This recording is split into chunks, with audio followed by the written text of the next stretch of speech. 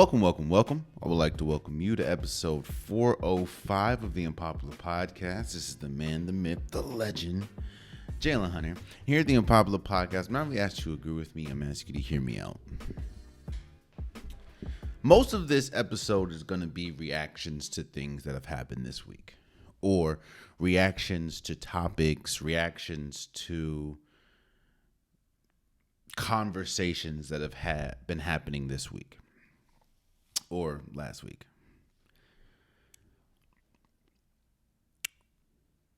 When you get paid in sports, and honestly, it's bigger than sports. It's not just sports, but obviously when you see the absorbent amount of money that gets handed out in sports, that's usually the context of which we speak. But in sports, when you get handed a certain amount of money, whether that's max type of money, whether that's any type of money that you get, your value usually is attached to that money. Now, you can say in the grand scheme of things, that's life. You know, you do not go to a job if you don't get paid for it. And they pay you what they feel your value is and what they feel you bring to the company. In sports, it's the same exact concept, just a tad bit differently. Or I want to start this episode with is I want to talk to Jordan Poole. And I want to talk about this Jordan Poole situation because a lot of the reasons that we are here with Jordan Poole, a lot of it is because of Jordan Poole, and a lot of it isn't. Now, I'm not absolving Jordan Poole of anything. I'm just discussing where we are at. And where that is Jordan Poole has been benched for the Washington Wizards.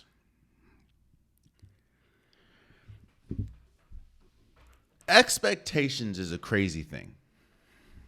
And expectations come with anything. Whether big or small, you usually have expectations for something.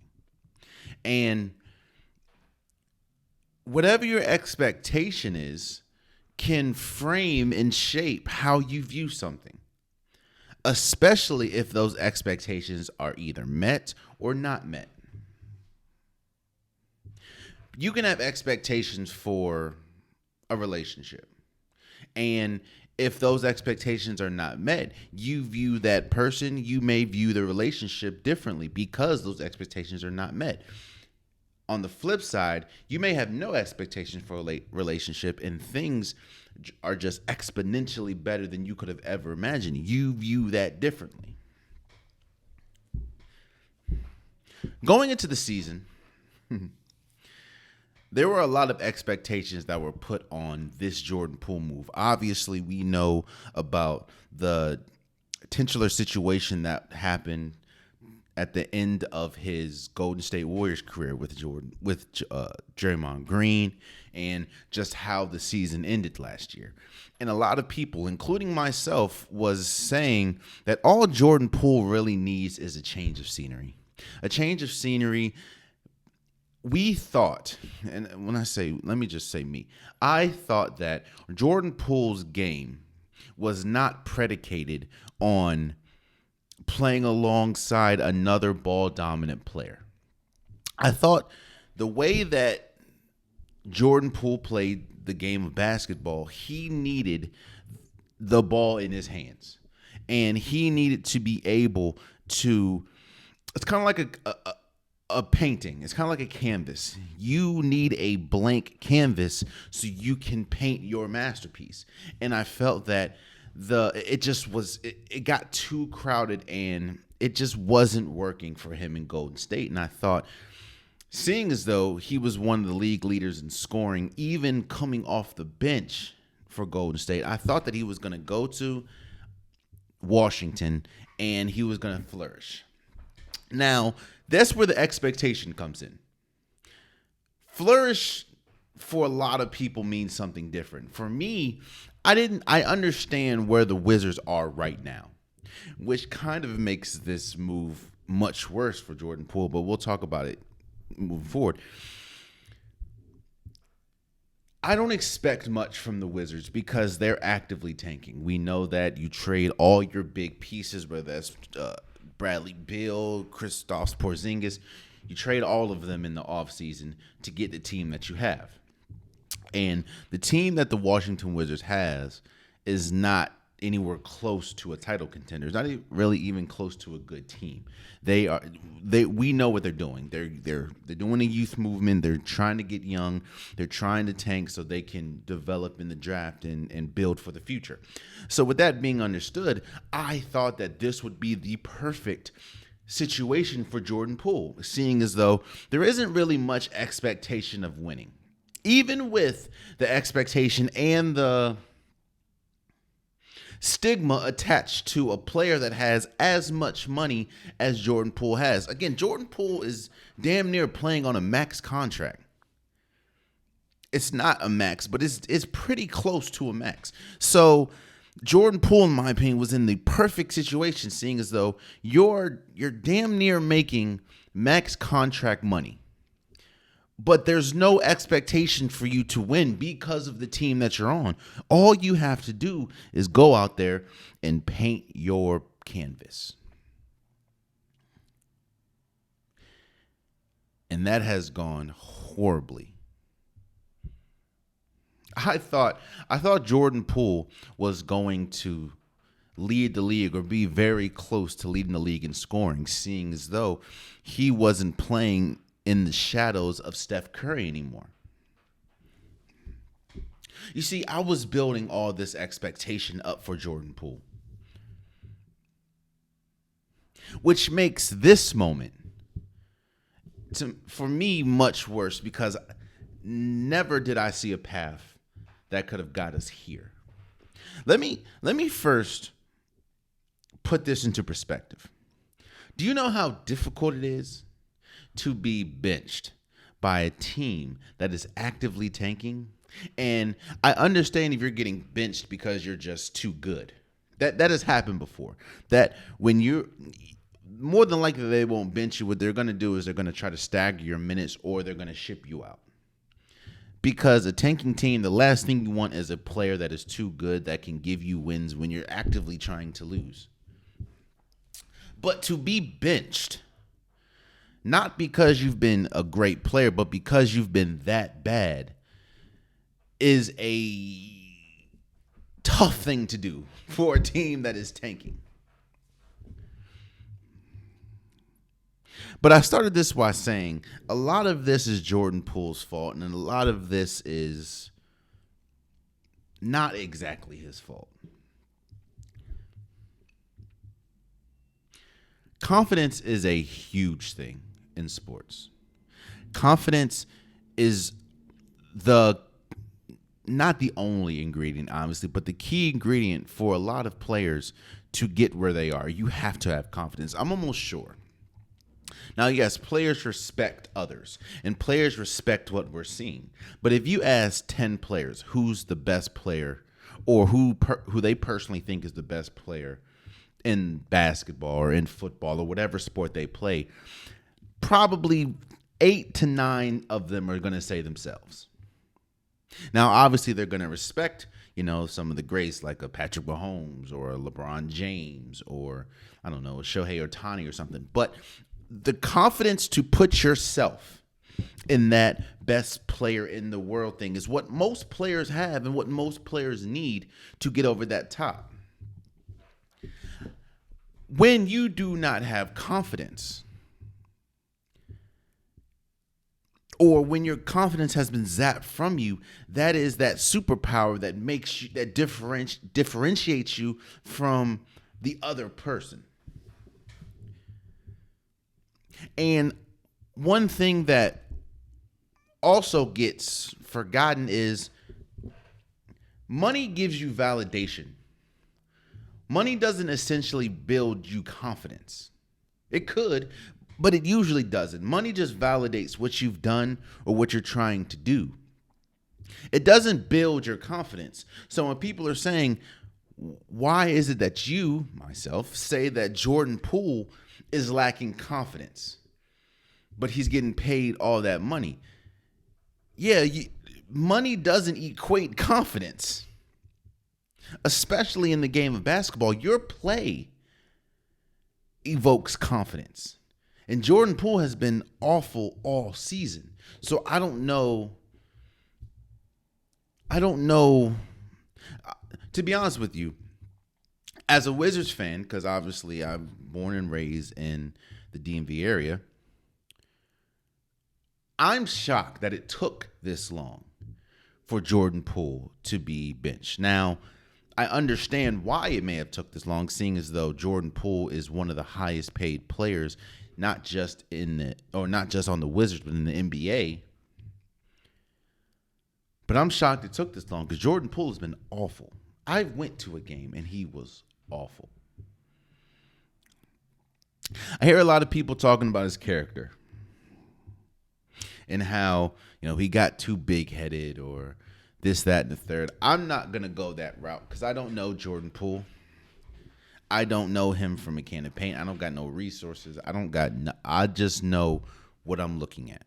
And what I'm looking at is a player that has completely lost his confidence. And the thing about Jordan Poole, and the thing about some players that play like him is confidence is what, how do I say this? Their game is fueled by confidence. Jamal Crawford was like that. Jamal Crawford, his game was fueled on confidence. Now, obviously, he had everything else, but he was a confident basketball player, which is why he was allowed and he was able to do some of the ball handling and some of the crazy things that we saw him do on the court. Even his last game, I think he scored 50 points. That's confidence. Now, obviously, it's skill, but it's confidence as well. Jordan Poole, every single time I watch a Wizards game, every single time I go to a Wizards game and see Jordan Poole, it doesn't look like he's there. It looks like mentally he's just checked out. And what's unfortunate about this is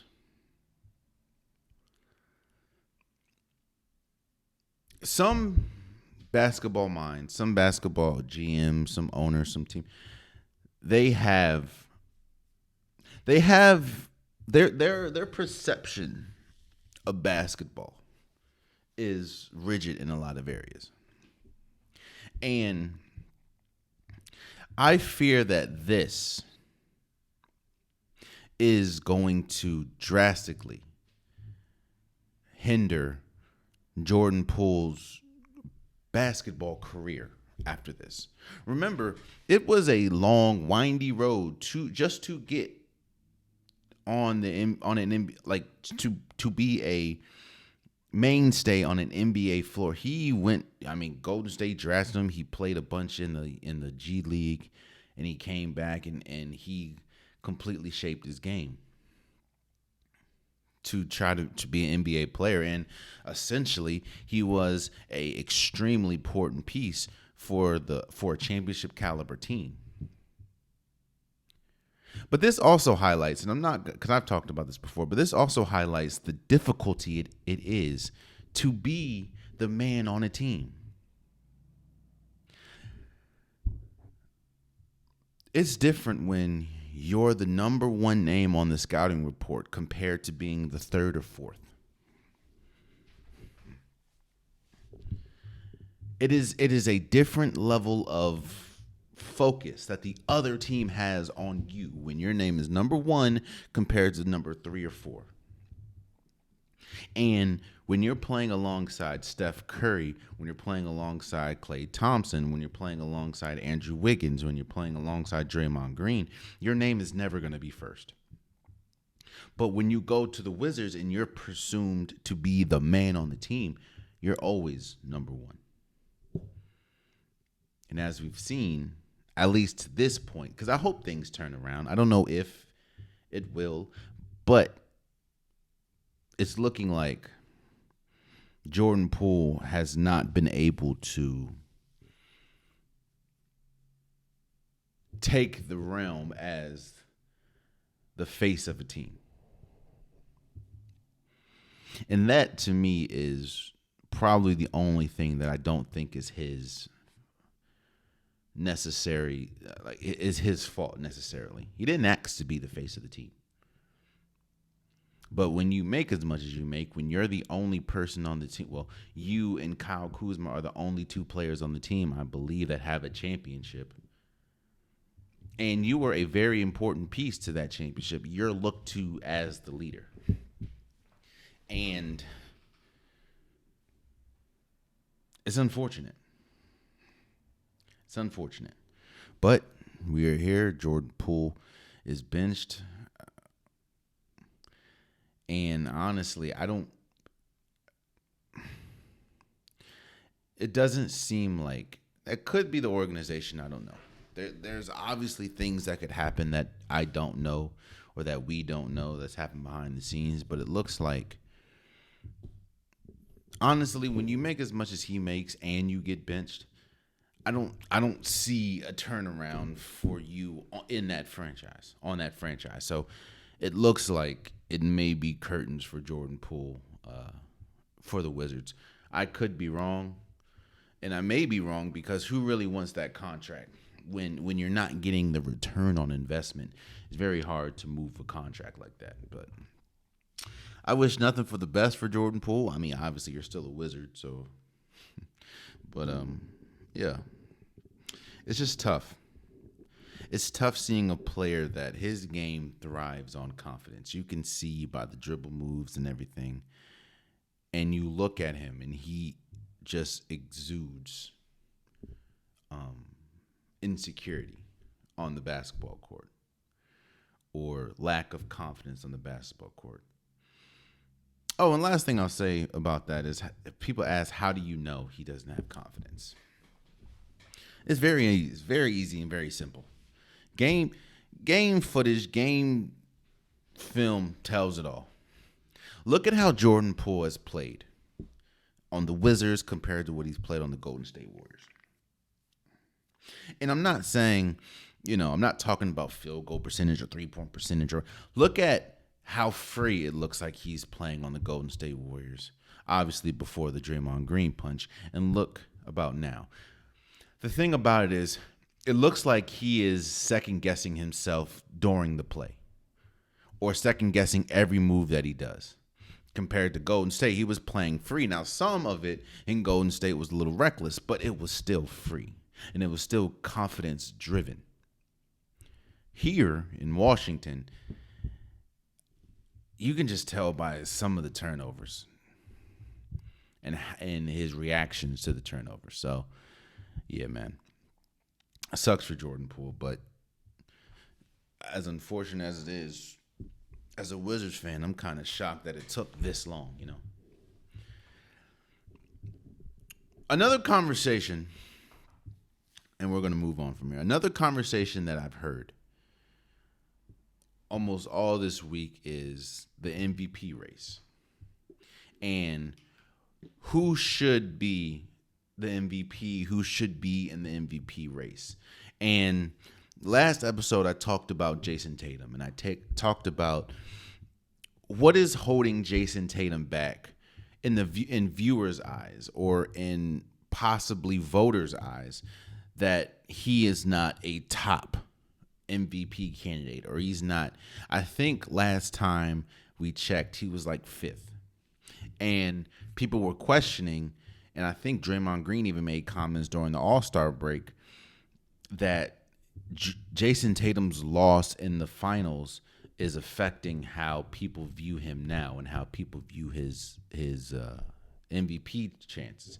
Now, you can go check out the episode. Again, it was last or Wednesday's episode, so I'm not going to rehash that conversation. But what I am going to do is I'm going to give my top 5 in the MVP race. Now, unfortunately, due to the minutes or the games that you have to play and injuries, this list is different than what it would have been maybe a month or two ago. A month or two ago, obviously, I would have had Joel Embiid as the clear-cut MVP. I mean, he was at the time leading the league in scoring. He was a dominant force. He was unstoppable. But because he got hurt, and because even if he does come back this season, there's not a shot of him making the MVP. He's not on my list. He's not on my top five. So yeah, I'm gonna give my top five MVPs, and I'm gonna start with number 5. Now again, this conversation is gonna tie into another conversation I'm gonna have a little later in this episode, and that is the face of the league in a couple years. And what you're gonna see, obviously I'm gonna talk about it more a little later, but what you're going to see is the league is in such a beautiful place that I'm excited for what is to come. I mean, when you look, a lot of the best players in the league are young. Whether we talk about 25 and under, 26 and under. While yes, you still have the mainstays. You still have LeBron, Steph, KD, and all them. Giannis. The league is just it's great, and that's kind of, I guess, highlighted in my top 5 MVP race. So let me start with number 5. At number 5, I have Anthony Edwards. Again, one thing that I've talked about here, and one thing that I think still is unclear, is the requisites that make an MVP in the league. Sometimes it's the best player on the best team. Sometimes it's the player having the best statistical year. Sometimes it's the best player on a team that maybe doesn't have or wasn't viewed as a playoff contender or a really good team, but that player has been great. I don't know exactly what it is. And because of that, I kind of left room for a lot of areas on my MVP list. But when we talk about Anthony Edwards and we talk about the Minnesota Timberwolves, when you look at the roster and you look at, the top names on that team, obviously Anthony Edwards, Karl Anthony Towns, Rudy Gobert, you see or going into the season, you saw an avenue of them to being good. But you also saw an avenue of them that, and what we've seen the last few years, there's been a clear ceiling. Well, this year, they're one of the best teams in basketball. I think they're second in the West right now. And I commend Anthony Edwards for being the leader on this team. Now, a lot of it is sacrifice. I mean, Karl Anthony Towns had to sacrifice being the leader on this team for Anthony Edwards, and Anthony Edwards has taken the reins of that and run with it. I think it's very hard when you talk about the younger players in the league. It's very hard not to at least mention Anthony Edwards as one of those players that can be the best player in the league moving forward. And this year, he has put on a masterclass on being a leader of a team and a leader, it's crazy, man. Now I understand that both teams are different, and the Timberwolves are much, much better than the Wizards. But it's interesting how you're seeing Anthony Edwards be the face of a team and how flawless it looks like it is for him compared to how Jordan Poole has struggled with being the face of a team. Now, yes, obviously Anthony Edwards is better. Don't get me wrong. I'm not putting them in the same class in that sense. I'm just saying that Anthony Edwards has been incredible. And in my opinion, he should be 5th or he's fifth on my MVP race right now. Now, I will say this. This list was a lot more challenging, not because of the names, but because of the placement. Even with Anthony Edwards, I wouldn't be shocked if Anthony Edwards won MVP. I don't think he will, but I wouldn't be shocked. And I wouldn't say, damn, somebody was snubbed. Now, yes, there are some great players in the league, but if you gave it to Anthony Edwards, I'm like, oh, it makes sense. Anthony Edwards was cold all year. So there, let me just move forward with it. Number 4, I have Luka Doncic. Luka Doncic, I think, is currently leading the league in scoring. Luka Doncic has the Dallas Mavericks as one of the best teams in basketball, and he elevated his game, which is shocking seeing as of how good he was just a year ago. He has elevated his game in almost every aspect. And I didn't think that a team that had Luka Doncic and Kyrie Irving as their backcourt was going to be good. I didn't see that because you have two extremely ball dominant players. Now, I understand that Kyrie Irving also played with a ball dominant player in LeBron James, but that's LeBron James. And that's no offense to Luka, and honestly, no offense to Kyrie, but both Luka and Kyrie thrive with the ball in their hands, and I just didn't think it was going to work. And I don't know. I still, even, and this is no offense to them, I still don't think that this is a championship caliber. Well, they're playing like a championship caliber team, but there's multiple teams that I'd pick over the Dallas Mavericks. But I think that Luka Doncic is having an incredible year. He's, in my opinion, I think he's going to finish the season with the scoring title, and he is going to have the Mavericks in a very good position to make some noise in the playoffs. I think the thing that's holding him back for me and why he's not higher on this list is because a lot of what I'm seeing from Luka Doncic we've seen before is just on a better scale. And I'm kind of, even though I try not to be, I'm kind of a prisoner of what I've seen and a prisoner of the past.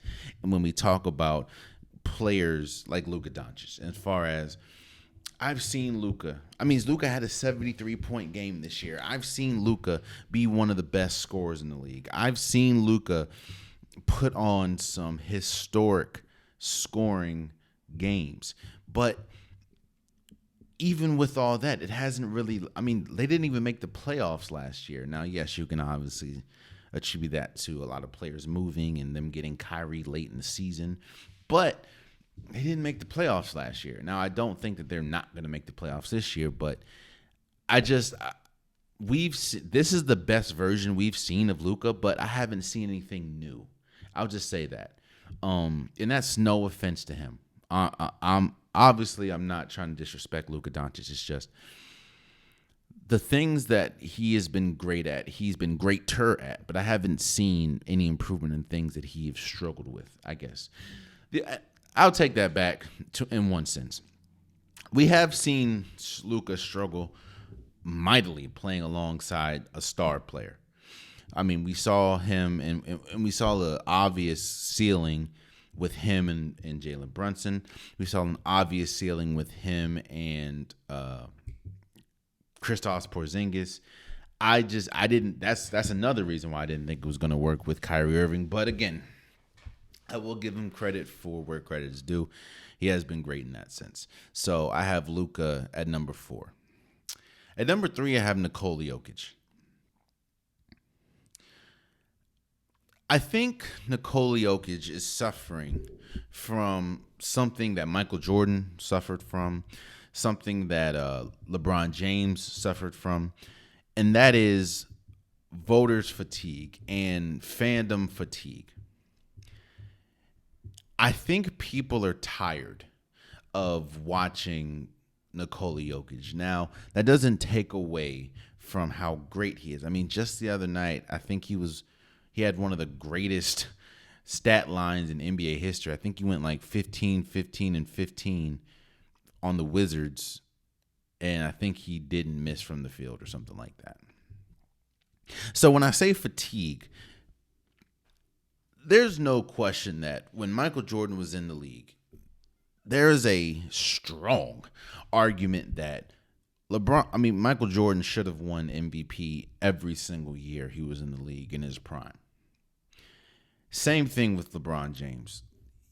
LeBron James has been the best player in the world for a majority of his career, if not all of his career. And the fact that he only had 4 MVPs shows you that there was voter fatigue. I mean, don't get me wrong. No, there's no offense to everyone that did win an MVP while LeBron James was still LeBron James. Congrats to you guys. But there is a bit of voter fatigue. There's a bit of fandom or, committee fatigue when they look at LeBron James and Michael Jordan. I'm starting to feel the same way or it seems like you're seeing the same about Nikola Jokic because he's been great. He doesn't have the flashiest game, obviously, but he is one of the best players, especially one of the best centers we've ever seen. And I don't know, seeing as though how people view him, how people talk about him, I don't know if he's going to win the MVP this year, but I do think that he has done enough to win the MVP. And I think if he continues on, I mean, the Denver Nuggets are, for a lot of people, one of the teams that are for sure title contenders. And that is mainly because of the play of Nikola Jokic. So I have Nikola Jokic at number 3. I just don't, it's hard for me to see, especially how I heard people talk about him in the All-Star. Side note, what's so crazy? What's so crazy is I was hearing people on national TV talk about the MVP race as well, and I was hearing them take points away or validate why someone like Luka Doncic and Nikola Jokic should not or don't deserve, that's exactly how they put it, don't deserve to be MVPs because of their play in the All-Star game. Now, I will be the first person to say that if you needed a poster child or 2 poster children of I don't give a F about this All-Star game, you would have the perfect 2 candidates in Luka Doncic and Nikola Jokic. They just put on a masterclass of not caring about the All-Star game.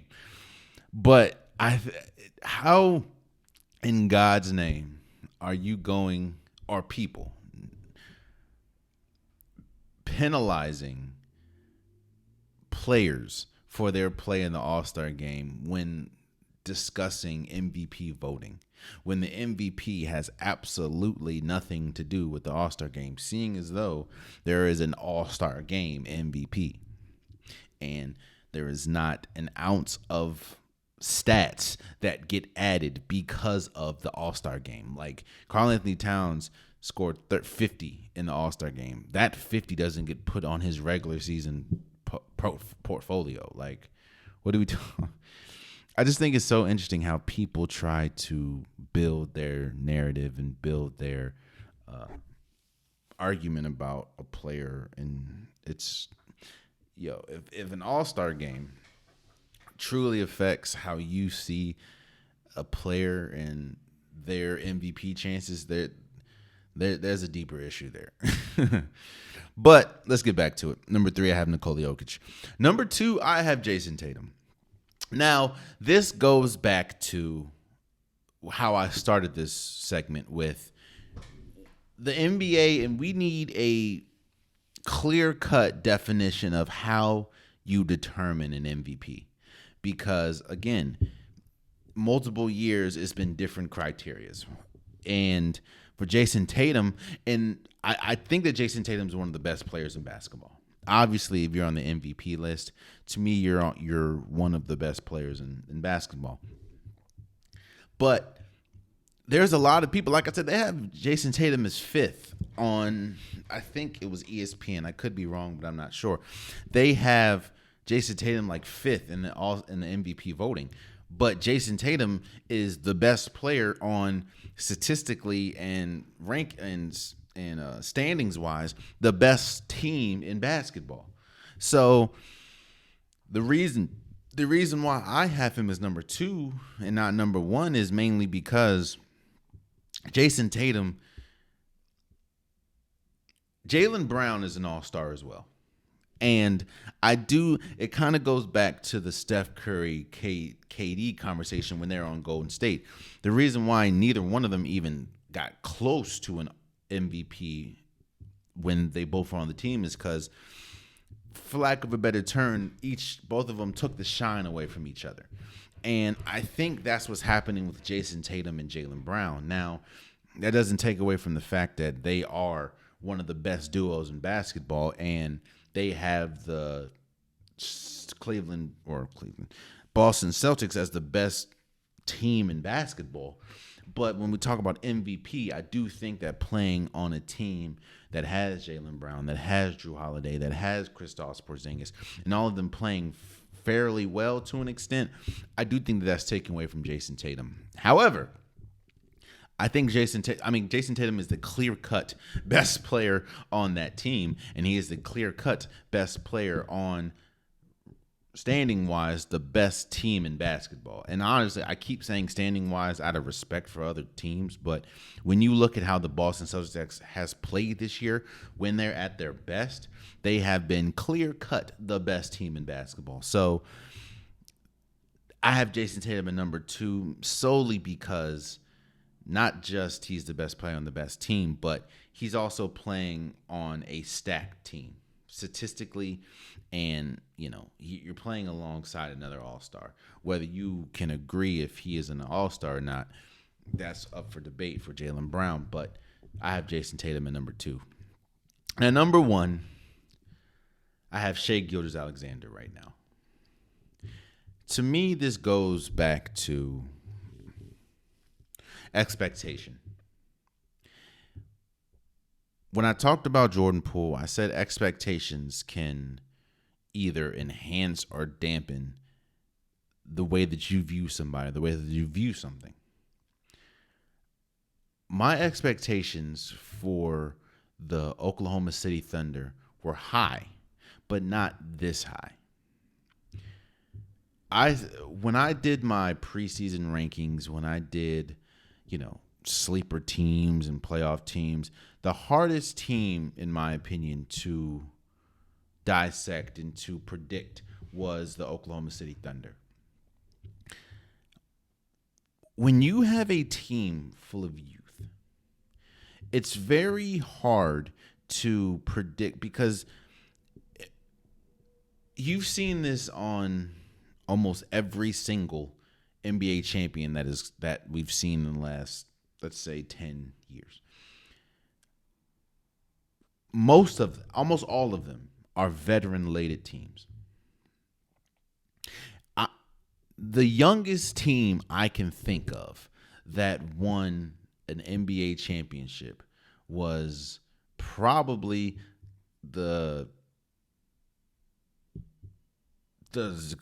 Nuggets last year. But when we talk about Golden State, they obviously have a extensive history of veteran leadership, and their veteran leadership is, Steph, Clay, and Dre. When you talk about the 2020 Lakers, that was one of the oldest teams to win. When you talk about the 2019 Toronto Raptors, you had Kawhi Leonard, you had Marc Gasol, you had Kyle Lowry. Usually teams that are youth-led and that are heavy with younger players aren't that good. In fact, I can give you a perfect example. When you look at how the Thunder are playing compared to how, let's say, the Detroit Pistons are playing. Both teams are fairly young. In fact, these are two of the younger teams in the league. I think Detroit's one of, if not the youngest team. And you see how both of their plays are drastically different. Well, a lot of that is because of Shai Gilgeous-Alexander. Even to the point where you have Doc Rivers talking about, I tried to convince Kawhi Leonard to keep, which is crazy that he said that. I'm not going to talk about it this episode, but every single time I hear about Doc Rivers, every single time I hear a story about him, every single time I hear him talk on a podcast or talk on the radio or talk about anything, it kind of irritates me, because it's just like he just continues to. Shouts out to JJ Redick. He kind of said it. Oh God, it just seems like every single time Doc Rivers opens his mouth, he puts blame on somebody else. And he was talking about how he tried to convince, Jesus Christ, what's his name?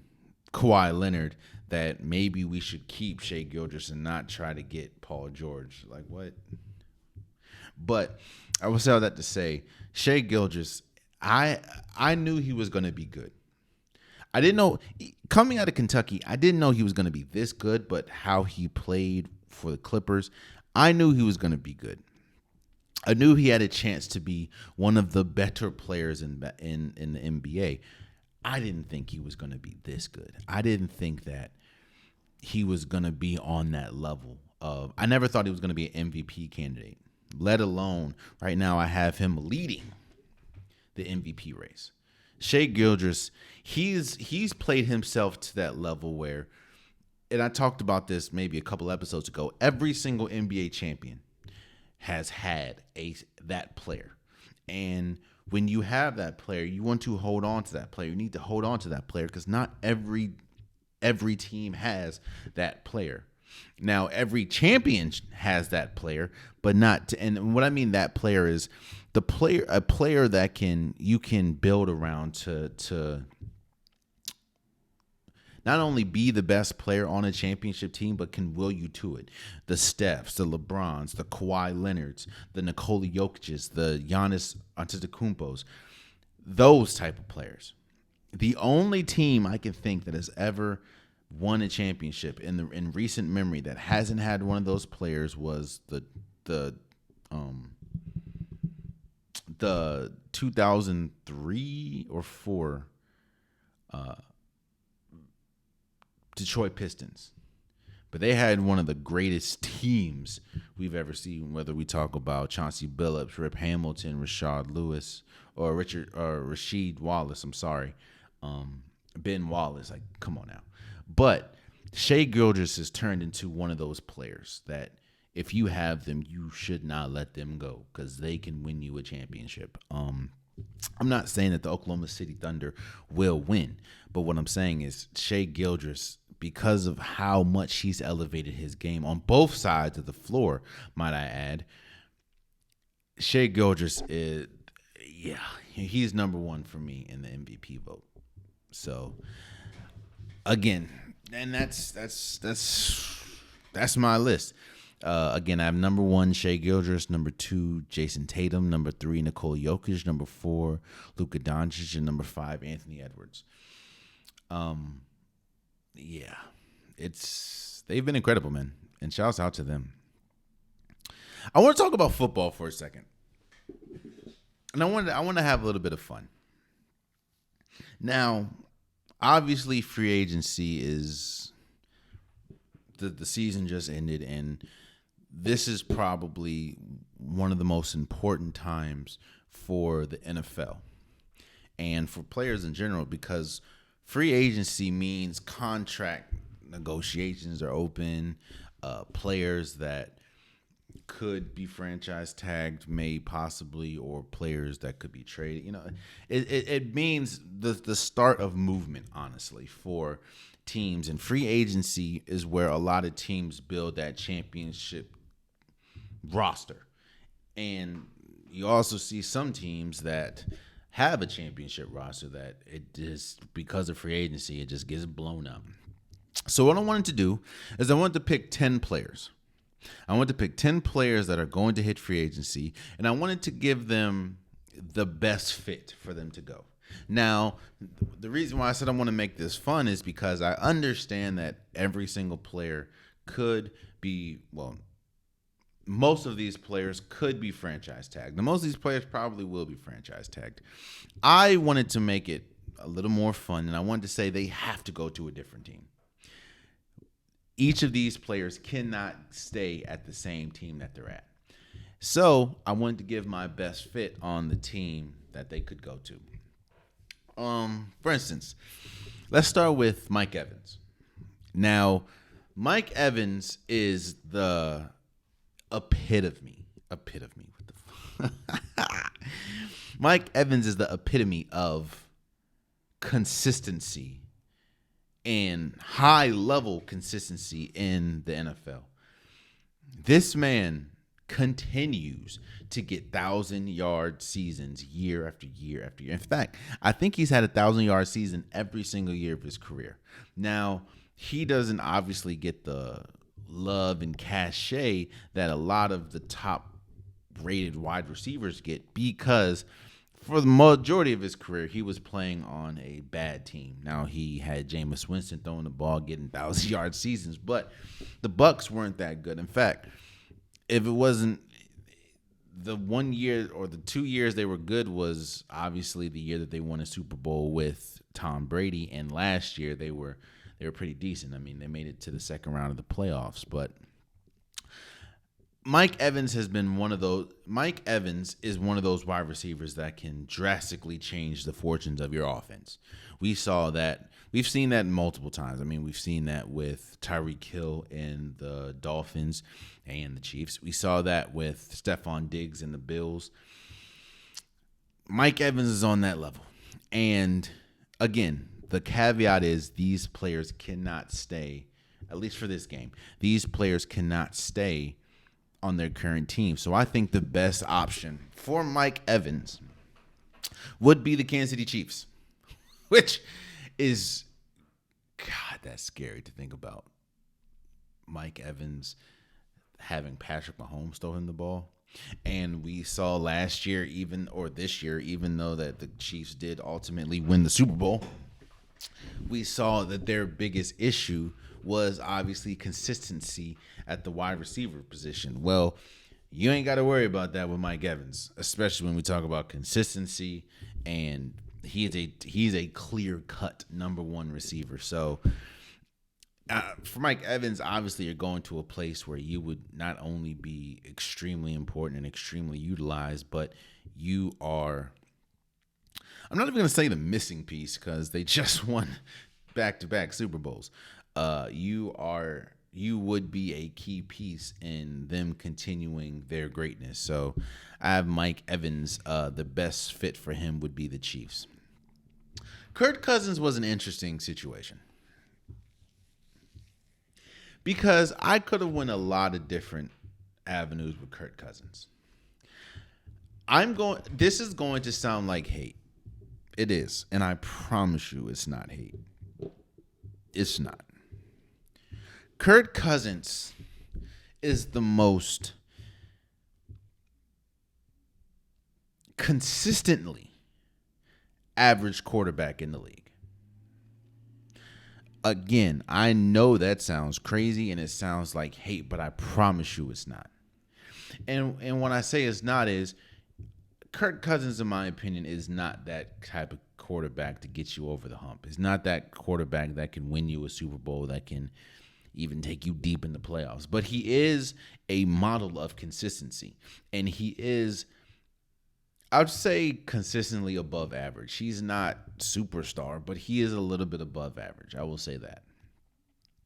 And he is also coming off of, I think, a torn Achilles, So I don't know if he's going to be ready. I'm almost sure he's not going to be ready for the beginning of the season. And there is a lot of teams that need a quarterback, whether we talk about the Atlanta Falcons, possibly the Chicago Bears. There's a good places for him to go. I'm looking at a team that is, in my opinion, about to be short of a quarterback. And I'm not going to say has high expectations, but is about to go into a new regime and about to go into a new direction. And that is the Denver Broncos. I talk about how important it is to have a quarterback and your backup quarterback be eerily similar, because the last thing you want to do is have your starting quarterback get hurt, and when you bring a backup quarterback that plays absolutely nothing like you're starting, you have to change the offense completely. And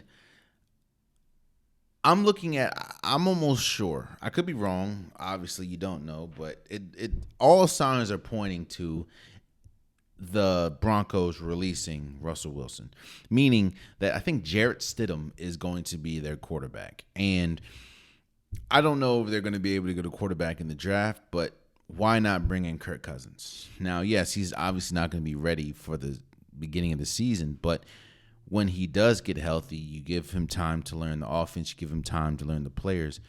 You have that quarterback that he's not going to win you Super Bowls. He's obviously not going to take you far, but he is going to have that model of consistency, something that you have not seen for this franchise since Peyton Manning.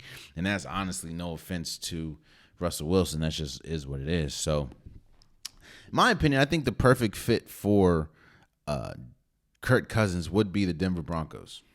So, then you have Derrick Henry. Now, this is difficult because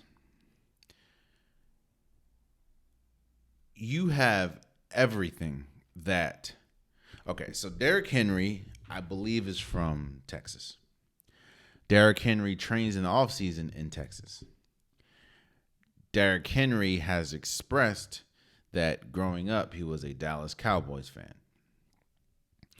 Derrick Henry has, for majority of his career, in fact, ever since, trade talks have been around Derrick Henry, or ever since, availability may or may not have been possible for Derrick Henry, the team that you heard constantly that should go after Derrick Henry is the Dallas Cowboys. So obviously, right, I would choose the Dallas Cowboys as the best fit for Derrick Henry. No.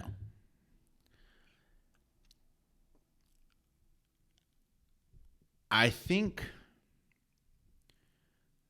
the best fit for Derrick Henry is the team that you heard had a trade at the trade deadline, had a trade ready for him, but the trade was nixed by the, I think, owner of the Texans, or the Titans, I'm sorry, and that is the Baltimore Ravens. The Baltimore Ravens has been a historic smash mouth running team. And with Gus Edwards, you don't know if you're going to be able to keep him or not, because he's, in fact, majority of their team is free agents. I think that Derrick Henry would be a perfect option for the Baltimore Ravens playing alongside Lamar Jackson.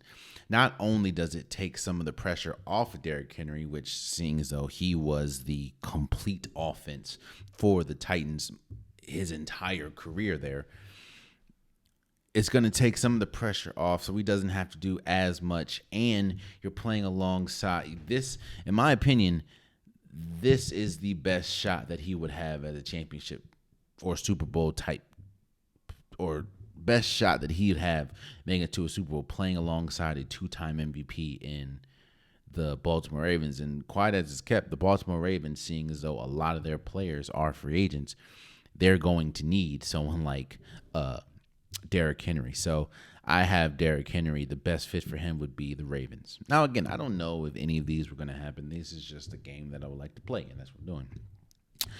We just talked about the Cowboys. And we talked about how Derrick Henry, a lot of people think Derrick Henry would be you know, the best fit for Dallas. And the reason why that is because the Dallas Cowboys need consistency at the running back position.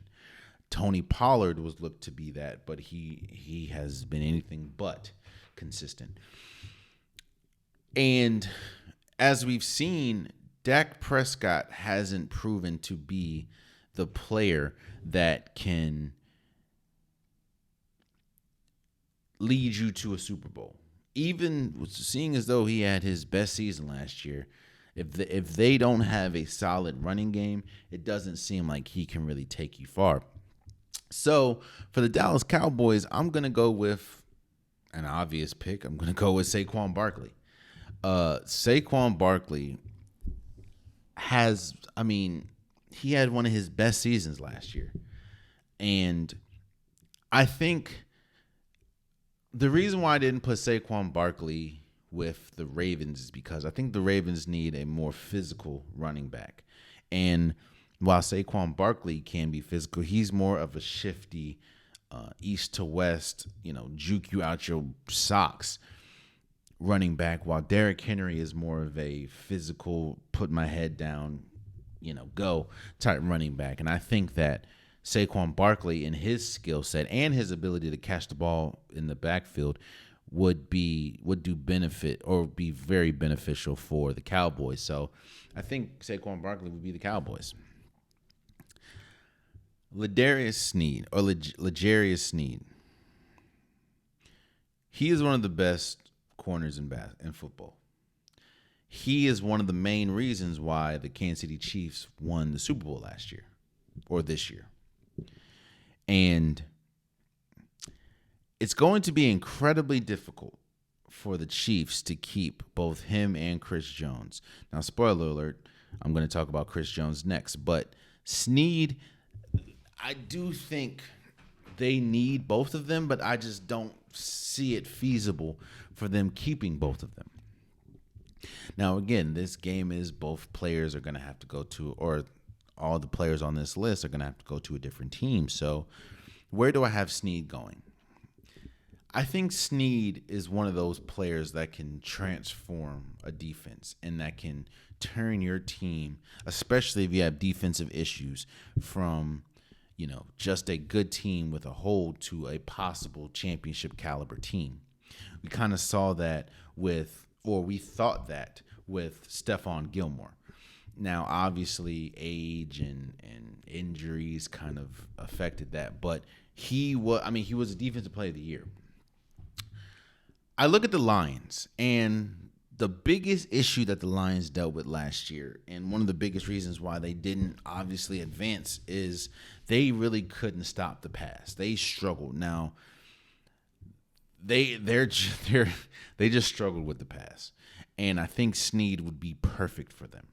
You bring a championship caliber pedigree, and on top of that, he's one of the best defensive players in the league. So I think he'd be perfect with the Lions, and I think that him being on the Lions, especially with the young core that they have, that could be the momentum to get them over the top.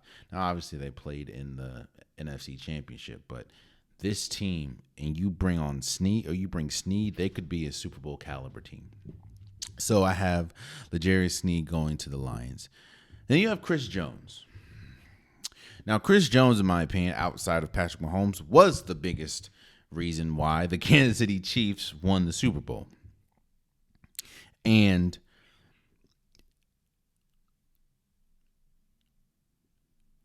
I think it's very tough. And I get it, but then I wouldn't get it.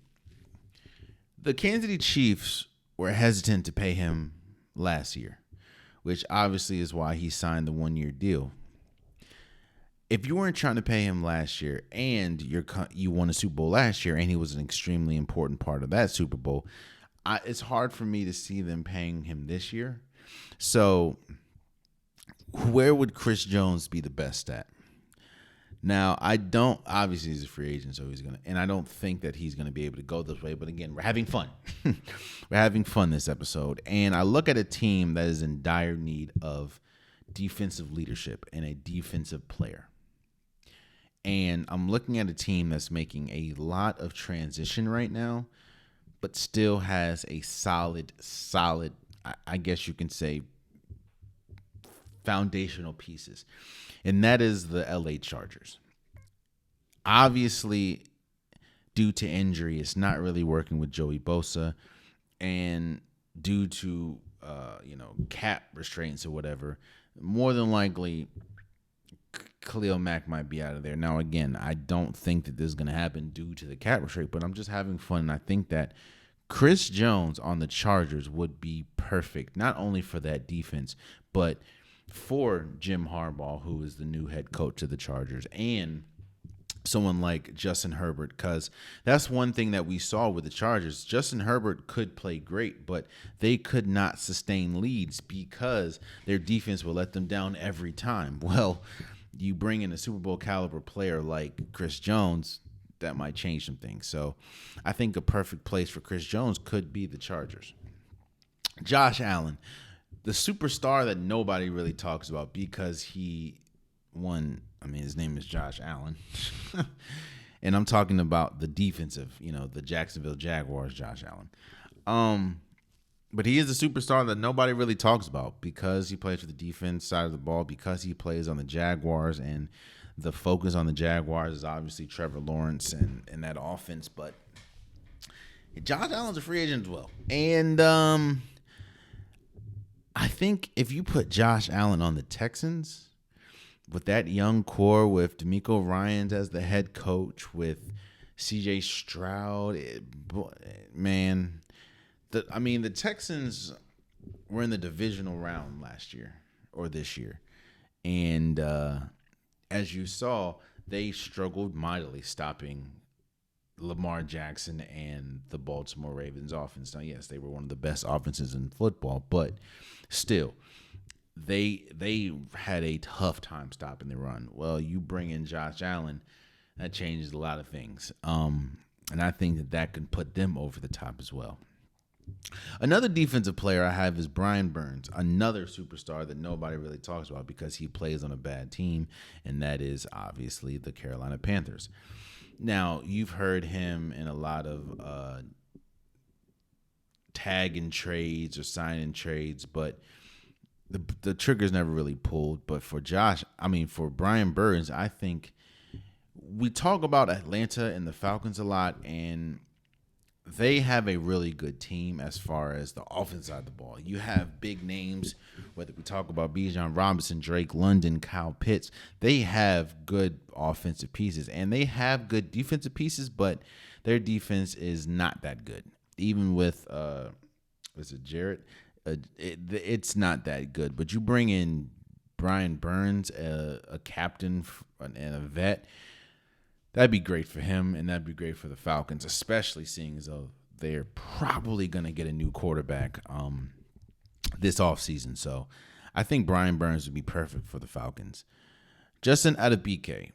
Now, if we're talking about, in the realistic way, if we're talking about one player that the Baltimore Ravens cannot afford to let go, that is Justin Madubuike. Like, at all.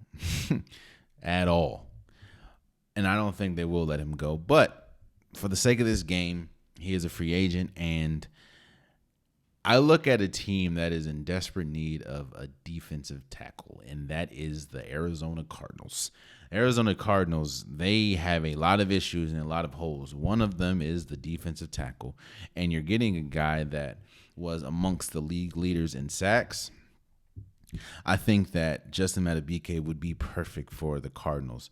So you also got Marquise Brown. He's a free agent, but he played for the Ravens, so that connection there, even though I don't think they played together. I don't know. But, yeah, I have Justin Madubuike for the Cardinals. The last person I'm going to talk about is T. Higgins.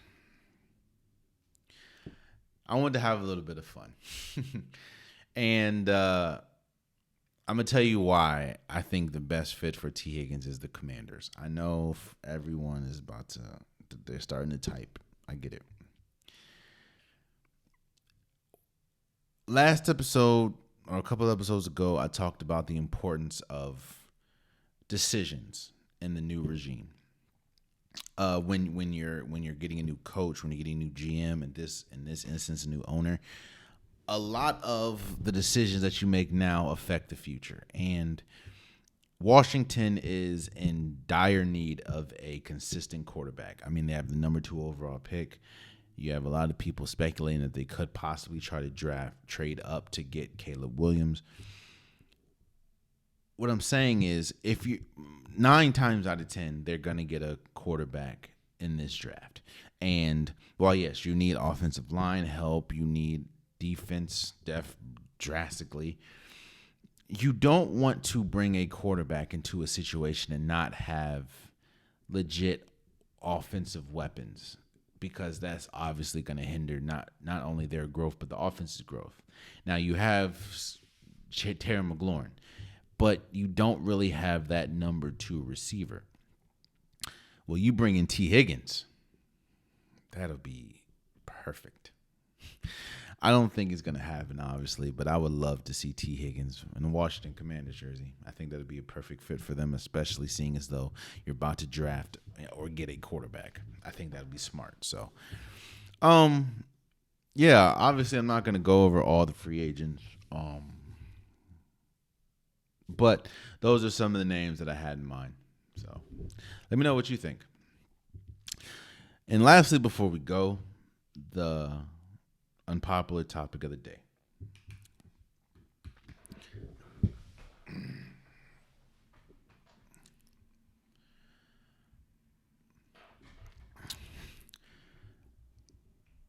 Positions were made for a novice to follow the game. Positions were created, i.e. point guard, shooting guard, small forward, power forward, quarterback, wide receiver, tight end, running back, so that the novice can follow the game better. And the same thing, for lack of a better term, can be said for the quote-unquote face of the league argument. Now, this conversation is obviously more present in basketball, because in football, they don't really like there to be a face of the league, which is why their logo, the NFL logo, is a shield, and which is why they don't really promote players as much as they promote teams. So this conversation is going to be obviously centered towards basketball. When we talk about the face of the league, the NBA, the reason why there has been a face of the league and the reason why that they've pushed the face of the league for a while is because there's always been a player that has either been the best player, most promotable player. There's always been that player that you can look, that is going to draw novices or draw people that maybe didn't care about the sport as much, but draw them to it. This conversation wasn't really prevalent until Michael Jordan. And Michael Jordan was the face of the league for a while. You can argue that before him, obviously, it was Larry Bird and Magic Johnson, but the clear-cut face of the league that I can remember vividly was Michael Jordan. And since Michael Jordan, there has been arguments about, was it Kobe? Was it Shaq? Was it, Tim Duncan? But the clear-cut face of the league since, I'll say, 2000 and let's say 5 or 6 possibly, has been LeBron James. And there have been players that have rivaled that. That is Steph Curry, that's Kevin Durant. And the conversation most since All-Star break has been who is going to be the face of the league when LeBron James, Steph Curry, and Kevin Durant leave, because obviously they're all older. They're all closer to the end of their career than the beginning. LeBron James has been the face of the league and probably been the best player since like 2005 or 6, you can say. And the reason why the face of the league has been so important is because not just marketability, but because of connection to the game. When Michael Jordan left, there was a good maybe 3 or 4 years that the league struggled both with popularity, with fandom, because there wasn't that player that they could really attach to. That doesn't mean that there wasn't good players, but there just wasn't that player that they can attach to. And Michael Jordan was it for them. The question has been, who is going to be the face of the league when LeBron James, Steph Curry, and Kevin Durant leave? And I think, again, I've said this before, but I don't think that there will be a face of the league. And I think that that's okay. Not because, these players aren't good, or not because the league is going to suffer or anything, but I think with social media and with just the sheer talent that is in the league, I don't think there will be a face of the league, and I think that the league will still thrive and still flourish. I mean, earlier in the episode, I talked about the MVP, and I talked about who was in my top 5 MVP. Well, a lot of them are young. I mean, again, Anthony Edwards, Luka Doncic, Nikola Jokic, Jason Tatum, Shai Gilgeous-Alexander. I didn't mention someone like a Ja Morant. I didn't mention someone like a Victor Wembanyama. I didn't mention someone like, let's say, someone like a Donovan Mitchell, Devin Booker. I think the league needed a face of the league in the Michael Jordan era or the LeBron James, early in the LeBron James era. I don't think they need a face of the league now because of social media and because of how a lot of these players have ventures and have their own platforms outside of the sport. And just how good these players are. Again, you still have someone like Zion Williamson. Even on the Oklahoma City Thunder, Chet Holmgren is a great player. There are so many good players, great players scattered around the league. And because that we're in a new day of age where players are so easily obtainable compared to when they were early in LeBron James' career, early in Michael Jordan's career, I don't think that there will be a face of the league, but I also don't think that the league will suffer because of how great it is. Again, I had Shai Gilgeous as my number 1 option for the MVP this year. Let me just take a gander at how old Shai Gilgeous is. Shai Gilgeous is 25 years old. Anthony Edwards, I think, is like 23 or 24. Both great players. And imagine if Zion Williamson gets his weight and his injury history together. Or Ja Morant comes back and wrecks the league. Or, again, Luka Doncic, who was leading the league in scoring, I believe. Or Joel Embiid, who would be the MVP if it wasn't for injury. All of these players, Lord willing, knock on wood, are going to have long, incredible, successful careers after LeBron James, Steph Curry, and Kevin Durant.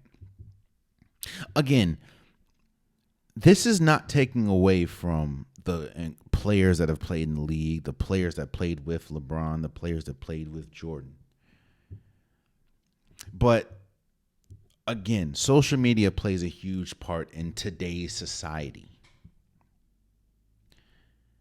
And I think that also is going to play a huge part in the league thriving without there being a face of the league, because they needed a face of the league with Jordan and with LeBron James and arguably with Kobe and with, you can say, Magic Johnson and Larry Bird. I don't think they need a face of the league. They just need, because they have so much talent, that it would be a disservice to say, oh, that's the face of the league, and just completely discredit a bunch of great players.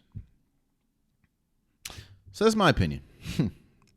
I think the league is in great hands. The fact that I believe that a 25-year-old is about to win MVP is crazy. In my opinion. I could be wrong, but hey. And you still have someone like Giannis, and you still have someone like Jason Tatum, very young. The league is in good hands when LeBron James, Steph Curry, and Kevin Durant are ready, because I feel a lot of people are trying to push them out right now, are ready to hang it up.